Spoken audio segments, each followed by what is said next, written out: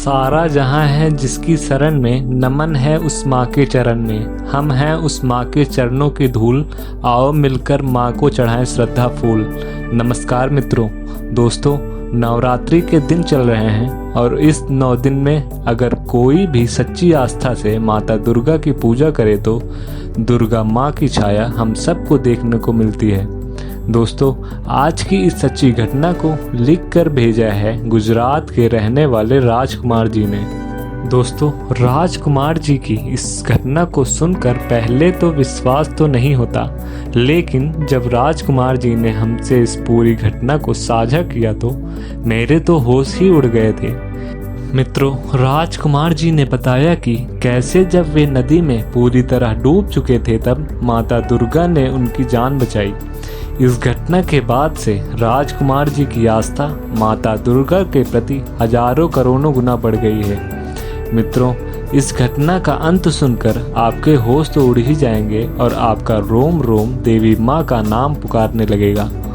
राज जी बताते हैं कि वो माता दुर्गा के अनन्य भक्त हैं और मैं नवरात्र में 9 दिन का व्रत भी रखता हूँ। मेरे घर में मेरे माता पिता और पत्नी हैं। लगभग 6 वर्ष पहले माता रानी ने मेरे पिता को एक बहुत बड़ी बीमारी से बचाया था। तब से मैं साल के दोनों नवरात्रि का व्रत रखता हूँ। नवरात्रि के पहले दिन मैं घर में माता दुर्गा की एक मूर्ति स्थापित करता हूँ और नवरात्रि खत्म होने के बाद मूर्ति को पास के एक नदी में विसर्जित कर देता हूँ। मैं पिछले 6 साल से ऐसा करता आ रहा हूँ। सब कुछ बहुत अच्छा चल रहा था। वसंत नवरात्रि की शुरुआत थी। मैंने हर बार की तरह माता दुर्गा की मूर्ति की स्थापना की और अच्छे से पूजा पाठ किया। 9 दिन बहुत बेहतर ढंग से बीत गए।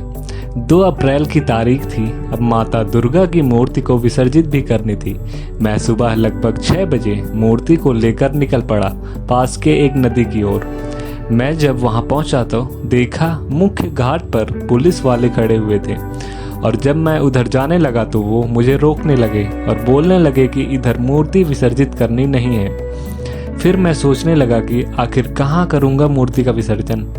फिर लगभग 500 मीटर उस नदी के किनारे गया और सोचा मूर्ति का विसर्जन यहीं कर देता हूँ। यहाँ कोई है भी नहीं और मूर्ति विसर्जन के लिए उस नदी के अंदर चला गया। पानी थोड़ा कम था इसलिए मैं थोड़ा और अंदर तक चला गया और जैसे ही थोड़ा अंदर गया तो उधर गहराई कुछ ज़्यादा ही थी और मेरा पैर फिसल गया और मैं डूबने लगा। मैं खूब तेज़ से चिल्लाने लगा, लेकिन वहाँ कोई आसपास नहीं था और मुझे लगा शायद यह मेरा अंतिम समय है और मैं फिर दुर्गा माँ का ध्यान करने लगा।